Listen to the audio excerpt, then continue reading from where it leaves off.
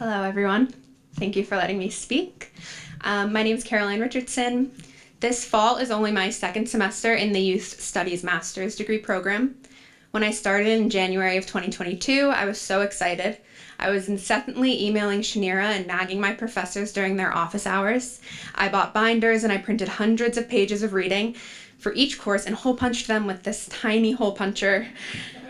This was a little over the top, as the whole point of no textbook courses is to save you money and you can read everything on your computer, but here I was printing every single page. The reason I did this wasn't for any other purpose other than my eagerness to get started, and by preparing in this way, it made it feel real. I had always been on the general path of social sciences, psychology, social work, but in college I'd faded into the background as psychology was a big major, and I was not confident in my knowledge and opinions to share in class and form relationships with professors. I spent the last few years researching programs, schools, and degrees and trying to figure out if I even needed or wanted to go back to school. In my first job out of college as a foster care case planner, it was ingrained in me that the next step in my career had to be a master's in social work. My supervisors encouraged me to apply to an MSW program because that was the path that would lead to growth within the industry. I knew that I wanted to excel and become a leader, but I could not get myself to actually apply. I wasn't sure why, but a master's in social work did not excite me. When I found the master's in youth studies program, I immediately could not wait to apply. I looked at the course list and saw so many interesting courses that I wouldn't even be able to take them all. When I found CUNY SPS, I knew that this was what going to graduate school was supposed to feel like. From the moment I started pursuing this program, the faculty and professors made me feel valued, smart, and worthy of the microphone. In my first semester, I grew and learned more than I did in my entire undergraduate degree.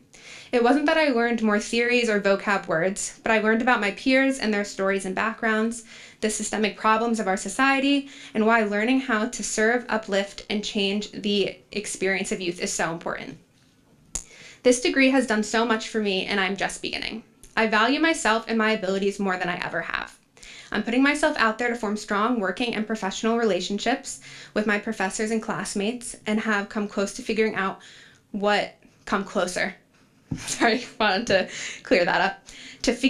it is that I want to do when I finish my degree. This scholarship has helped me because it has allowed me to maintain my excitement and passion in the program into the fall semester.